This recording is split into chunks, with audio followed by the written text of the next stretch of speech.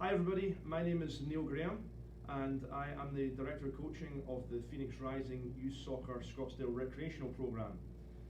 First of all, massive thank you to all of you for stepping up and volunteering this season. Our rec league simply wouldn't run without the volunteer parent coaches, and especially in the current times that we're in, it's more important than ever that we have folks that are willing to step up to coach the teams and get the league up and running. So massive thank you. Our league typically each year, normally we have maybe 50-60% returning coaches and a lot of new coaches. Most likely you're watching this video if you're a new coach, so I'll give you a quick background of the club. The club started up around about 1981. It was originally called Arcadia Scottsdale United Soccer Club. From there, eventually became Scottsdale Soccer Club, and then within the last few years, we merged with Phoenix Rising Professional Club to become Phoenix Rising Youth Soccer. Every fall, we typically, in normal times, would have around 2,500 kids play from as young as 4 years old up to all the way through high school. This season, we expect slightly less than that due to the COVID situation, but we're still sitting at around 1,800 kids sign up to play this fall, which is fantastic, and obviously everybody's going to be very eager to get back out in the fields and play and enjoy being with their friends and what have you. So that's a little bit about the club. In terms of the sport of soccer, if you are new to soccer or new to soccer coaching, and a lot of our coaches have very mixed backgrounds in terms of how much they know about soccer, how much they've played soccer, but it is a pretty free-flowing, low-scoring type sport. I'm talking if you're watching a professional game on TV, for example, many a time a game will end 0-0 and it's a fantastically entertaining game. That is the nature of it. There is no size requirement in soccer. Unlike some of the more traditional American sports where you have a distinct advantage if you're 6'8", for example, there's no, and probably the best player in the world right now is Leo Messi, who's a tiny little guy. So no size requirement. That we have probably more girls than boys playing our club currently, and for me, one of the most important things is it's not a coach-based sport. I think the traditional American sports, whether it be baseball, basketball, football, tend to be very coach-based sports. The coach plays a large part in the actual games themselves, whether it's calling timeouts, drawing up plays, actively instructing and guiding during the game. Soccer isn't like that. For sure, with the little guys, 4, 5, 6, 7s even, you can somewhat joystick your players around the field and tell them what to do, and they will be able to follow those instructions and perhaps do that. However, what to keep in mind is as they get older and the speed of play increases, by the time they get to high school age, for example, the speed of play is going to be so fast that kids, there's not enough time to react to a sideline instruction. It's happening too quickly, so they need to be adept at knowing how to make decisions, what decisions to make, and reacting very quickly. I tell you this because we want to think about this when we're coaching 4, 5, 6, 7s. You could tell them what to do all the time, but then that's not really allowing them the opportunity to practice making decisions and read the game and anticipating things like that. So I think what we ought to be doing is a blend of giving them a lot of instructions, but at the same time letting them make mistakes, letting them make their own decisions. That's how they will become proficient at reading the game, anticipating, and they'll be stood in better stead once they're a little bit older to be better soccer players. For the new coaches, some real simple tips up here. This document we will send out with these videos so you can review if you would like to spend more time looking at it, but real simple stuff. Get there early, dress like a coach, get your little area set up with your cones, lots of smiles and high fives when the kids arrive, lots of enthusiasm. All those things will stand you in very good stead as your kids arrive with their parents, and they'll be excited and enthused to play. A lot of the vast majority of kids in our league are younger, that 4, 5, 6, 7, 8 years old. The joke we often crack at the pre-season coach meetings is, if you don't have a personality, we advise you beg, borrow or steal one from somewhere before the start of the season, because if you have a big personality and you make it fun, and there are there's a lot of enthusiasm out there, your kids will love it regardless of how good they are, regardless of what score lines end up being. So something to think about there. One thing we often talk about is, what is success in recreational soccer. The rec league for me is mostly an introduction to the sport of soccer for a lot of kids. So I think we need to keep a perspective on that. Interestingly, often whenever I see coaches and ask them how their season is going, they tend to define their season by their wins and losses record. Unfortunately, what I can tell you is that within your roster of players that you get, if you have a couple of athletic kids, or maybe just one athletic kid, you'll probably win most of your games because of that player. If you don't have any of those players on your roster, you may well lose all of your games. That's just the nature of the beast at this age and this level of play. So if you're losing all your games, doesn't make you a bad coach, and if you're winning all your games, certainly doesn't make you a good coach. You just got lucky with the roster you were given. So that's the reality of it. And so within that, not everybody is going to win all their games, and some teams will lose more than they'll win.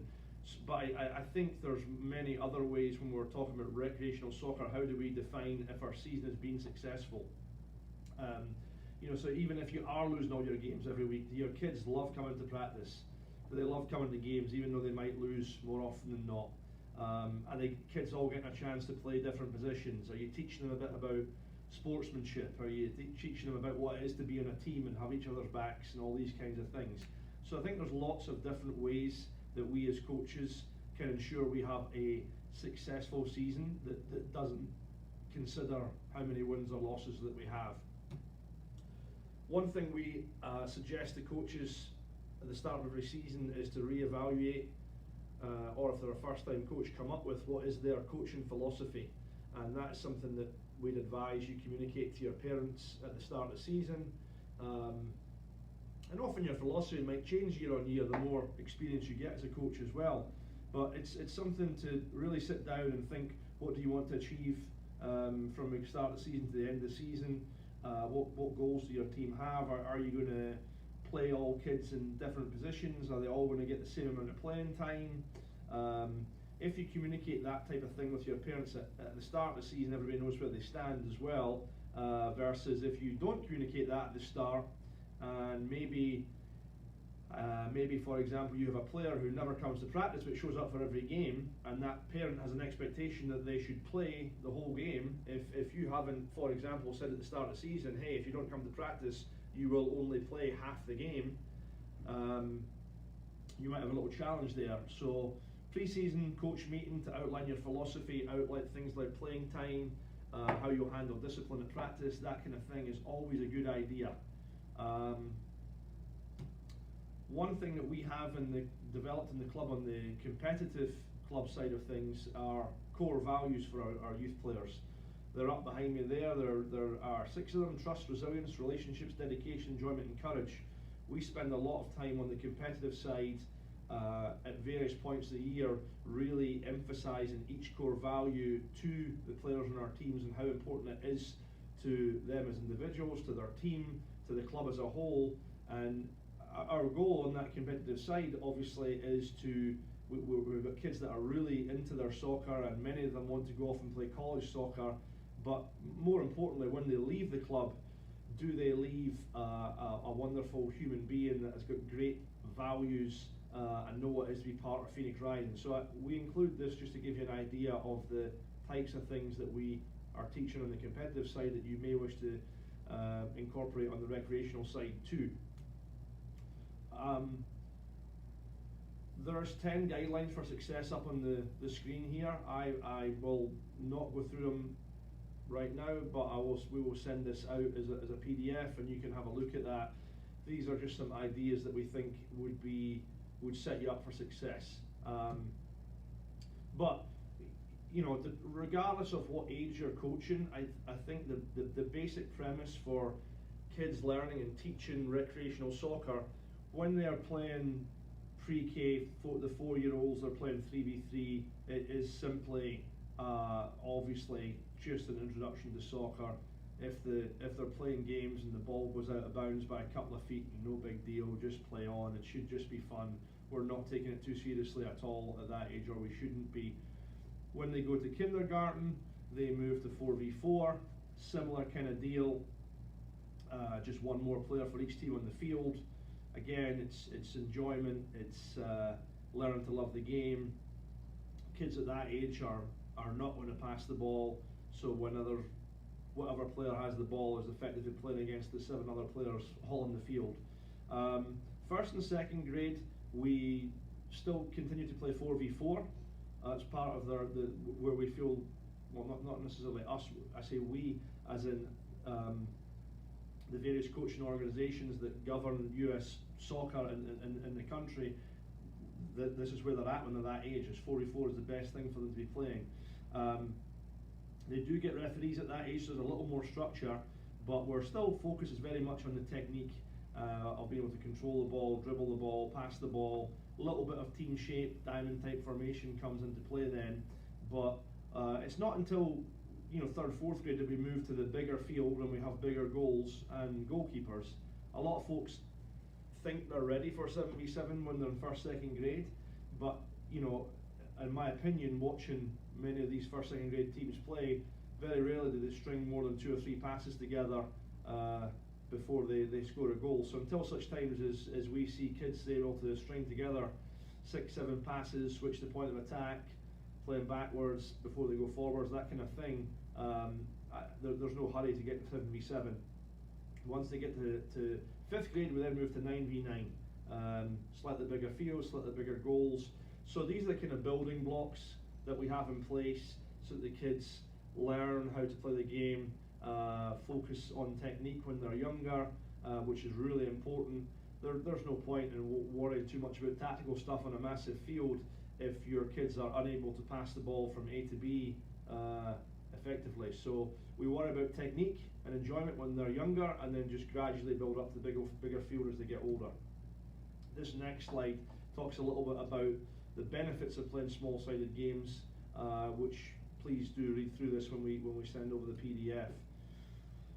We are here to support you as much or as little as you would like or would need throughout the course of the season. We can provide you with curriculums, lesson plans, videos, ideas. If you've got any challenges, please reach out. If you don't need our help, that's fine too. We can send you one of our professional trainers out to work with your team during the season. If you'd like some help, just let us know where and when you practice and we'll arrange that. And then there's various coaching certifications you can do online, in person, and we not typically host a couple. In normal years we would host some of those at various points of season too. This season that there's clearly going to be less of that going on, but anytime there is, we will send out an email and let everybody know. The other recreational programs that we offer our kids, just so you're aware, there's an all-star program that typically runs December through March in between our fall and spring seasons. That is an opportunity for kids who are really passionate into their soccer and might be considering our competitive program. The all-star program is a taster of that in between rec seasons to see if that's something they might want to do. We do pro skills clinics, typically October, November time, where the rec kids can come out and work with our professional coaches. We'll send out more information on that as we get through the season. And then our Rising Stars program is a real fun program for younger kids who might want to play in between fall and spring seasons too. And then the Soccer Sixes program is one that we do in the spring for our older rec kids. Essentially, as I say, we hope that everybody has a good sense of perspective of what this is all about, and most people are on the same page. We are not terribly worried about defining our season by wins and losses. Let's worry about teaching respect, sportsmanship, what it is to be on a team, what it is to have teammates and how you treat your teammates, respect for the opponents, respect for the officials. That is the bigger picture stuff that we want to see in our recreational program, and a lot of that comes from the coach being a fantastic and positive role model. If kids and parents see you behaving not in that manner, they will follow suit pretty simply. So please lead by example. Do your best to make sure every kid on your kids has a blast this season, no matter how good or bad player they may be, no matter how many wins or losses you have. Can we make every kid in our league feel good about themselves, enjoy coming to soccer, and hopefully get a little bit better along the way? So have fun. If you enjoy yourselves, I'm sure your kids will too. We look forward to seeing you out in the fields. Starting October 17th, we have a 8-week season ahead of us. We will be in touch with more information soon, but hopefully that gives you a little starting point to get going. Thank you.